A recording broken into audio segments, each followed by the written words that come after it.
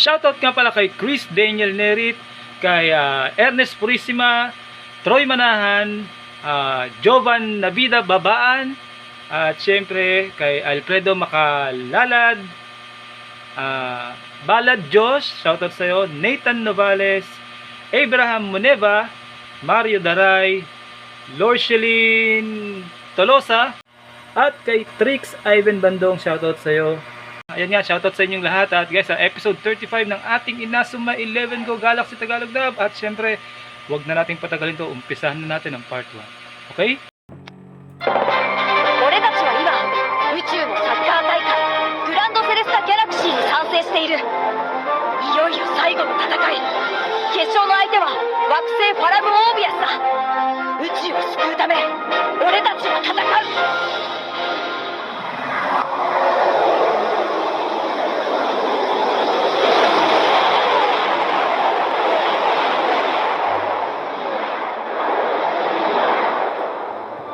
Paalam sa'yo, Banda.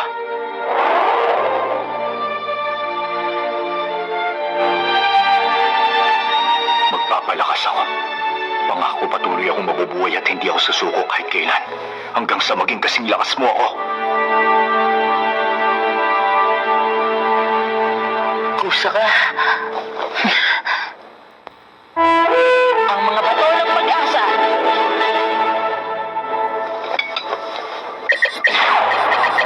Wow! Nagmukhang napaka-importante ng mga bato na yan pag pinagsama-sama. Ang ganda-ganda! Ang sarap-sarap nilang titigan! Para saan ang mga bato? Mizukawa, alam mong tungkol dyan? Hindi. Tingnan na lang natin. Sandali na lang. I-scan ko na ngayon.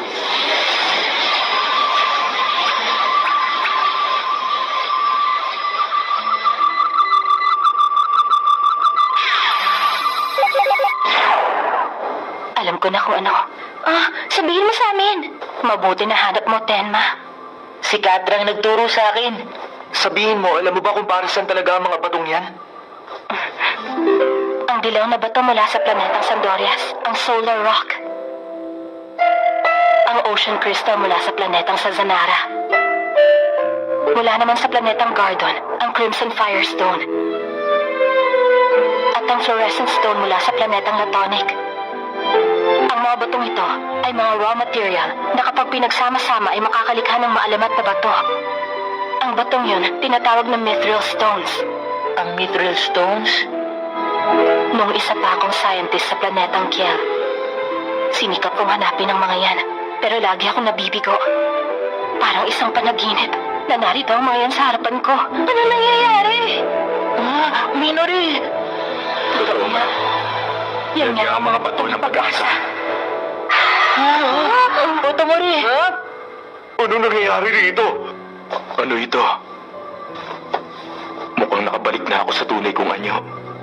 Sandali, hindi mo sa clown? Manika lang yun, Shinsuke. Oo nga pala. Kung nandito ka, nasa na si Minori? Baka nag-transform siya dahil sa espiritu ko. Hindi ko alam kung ano ang nangyari sa kanya. Nang nakita ko na magkakasama ang mga piraso ng Mithril Stones na nasa iisang lugar, masyadong matindi ang naging epekto nito sa espiritu ko. Kaya, bilang resulta, ang anyo ko ang mas nakikita nyo ngayon. At hindi si Minori na siyang may-ari ng katawang ito. Ano daw? Ibig sabihin, ang tunay mo ng anyo ang nasa harapan namin ngayon. Ang apat na bato ang nagtataglay ng elementong kemikal na importante sa paglikha ng Mithril. Ang mga batong yan ang sangkap ng Mithril? Tama. Gaya ng sinabi ko sa inyo, gamit ang Mithril, makakagawa ko ng Cosmic Plasma Photon Beam na kayang wasakin ang black hole na malaking banta sa planetang Kiel. Kung ganon, pwede nyo nang buuin din ngayon ang sandatang yon? Yun ang matagal nang pinagsisikapang gawin ng mga scientist ng Kiel dahil yun ang paraan para maligtas ang galaxy. Kaunti na lamang at makukumpleto na namin noon ang aming proyekto. Kaya lang, nabigo kaming hanapin ang mga batong yan na bubuo sa Mithril. Kaya pala ipinahanap yan sa akin ni Prinsesa Katra. Ginabayan ka ni Prinsesa Katra para madala mo ito sa akin at mabuo ko ang Cosmic Plasma Beam para sa kanya. Paano mo gagawin yun? Sa pagkakaalam ko, kulang ang pasilidad ng sasakyang ito. Bahala na. Surugi! Anong problema mo? Bakit may baril ka? Ibaba mo yan! Delikado yan! Walang kikilos. Ano ba nangyayari sa'yo? Surugi! Huminahon ka! Akin na yung briefcase. Ibigay mo na! Paparilin kita kung hindi mo ibibigay sa akin yan. Ano bang pumasok sa utak mo? Surugi, ibaba mo na yan. Pag-usapan natin to. Wag, Surugi! Hintayin natin siya na tumalikod. Tapos, sigurin natin siya sa dalawang gilid para hindi na siya makapalag. Huwag kayo lalapit. Papariling ko kayo. Surugi, ano ka ba? Pakiusap, pakawalan mo siya. Impostor ka! Hindi ka si Tsurugi! Kung hindi ikaw si Tsurugi, sino ka? Sabihin na lang natin na hiniram ko muna ang mukha ni Tsurugi Kyosuke at minanmanan ko ang bawat galaw ninyo. Kung ganun tamang hinahanin ko, ano ha? Nakakaibag ka! Tama ang kutob ko sa kanya. Anong ginawa mo kay Tsurugi? Nasaan ang kaibigan namin? Hindi ko alam.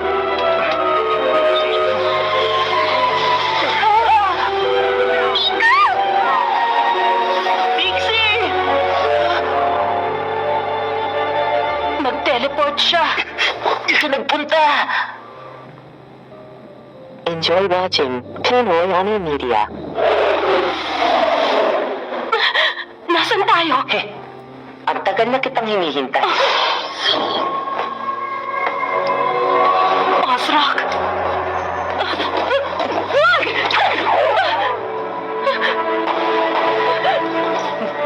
Magaling. Ako nang bahala sa kanya. Makakaalis ka na. Sandali lang. Baka may nakakalimutan ka, ha? Ang gantimpala mo ba? Kahit ano, ibibigay ko. Alis na. Salamat! Sawang-sawa na ako suotin ang maskara ng mukha ng Earthling na to, eh. Hanggang sa susunod.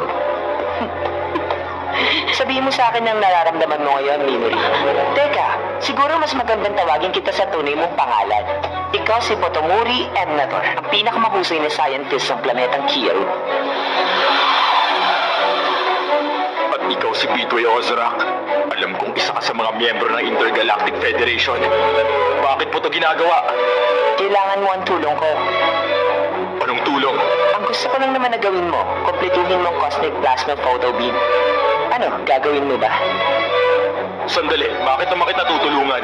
Dahil ikaw ang napili kong tumulong. At dahil gusto kong wasakin mo ang black hole at iligtas ang buong universe. Hindi ba yun ang gusto mong mangyari?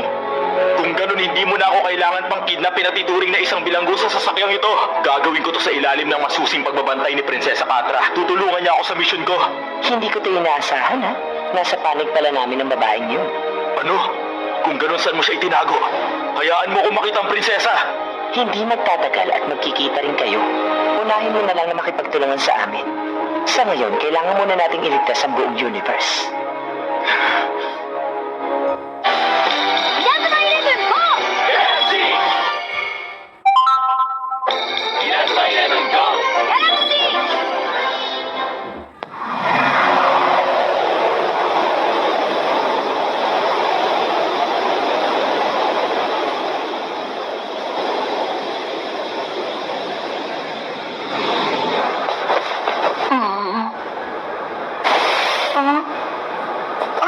Kamusta? Ayos lang ba kayo? Iniisip namin si Tsurugi. Naguguluhan pa rin ako at nalulungkot na natakasan tayo ng impostor. Dahil doon, hindi lumabas ng kwarto niya sa Tenma. Di ba galing kayong lahat sa Raymond Junior High? Masakit sa inyo na isang impostor na kaibigan niyo nanloko sa atin. Gusto kong malaman kung nasan ang tunay na Tsurugi at kung maayos ang lagay niya. Nag-aalala na talaga ako. Sa tingin ko, si Tenma ang pinaka-nag-aalala sa kanya sa oras na to. Nabanggit niya sa akin na minsan mag-best friend sila Captain Tenma at Tsurugi. Magkaibigan sila at magkakompetensya. Tsurugi! Papasahan ni Tenma si Tsurugi ng bola at si Tsurugi naman na magsushoot. Ang combination pattern nila ang nagbibigay ng panalo sa Raymond High. Ang totoo, hindi sila mag-best friend dati. Nagbago ang ugali ni Tsurugi na makilala niyang mabuti si Tenma. Sa katunayan, mas naging malapit si Tsurugi kay Tenma kaysa kay Shindo. Nung una, hindi pa magaling sa larong soccer si Tenma. Pero nung nakilala niya si Tsurugi, tinuruan siya ni Tsurugi ng lahat ng bagong techniques. Nung araw na naging team captain si Tenma, nanatili si Tsurugi sa tabi ni Tenma sa lahat ng oras. Tenma! Tornado double! Magtulungan sila at gumawa ng sarili nilang combo shots. Magkaibigan at magkakompetensya. Dahil naging inspirasyon nilang dalawang isa't isa, nagsusuportahan sila. Sana may makilala rin akong tulad nila. Naiintindihan ko kung bakit masyadong nag-aalala si Tenma. Napakaganda ng pagkakaibigan nila. Aoi, puntahan muna natin si Tenma. Hindi natin siya pwede babayaan ganun.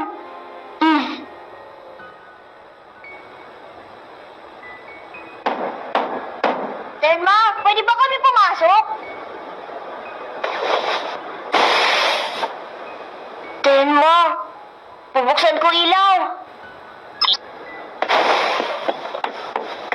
Tenma, kumusta ang pakiramdam mo? Nag-aalala na kami sa'yo.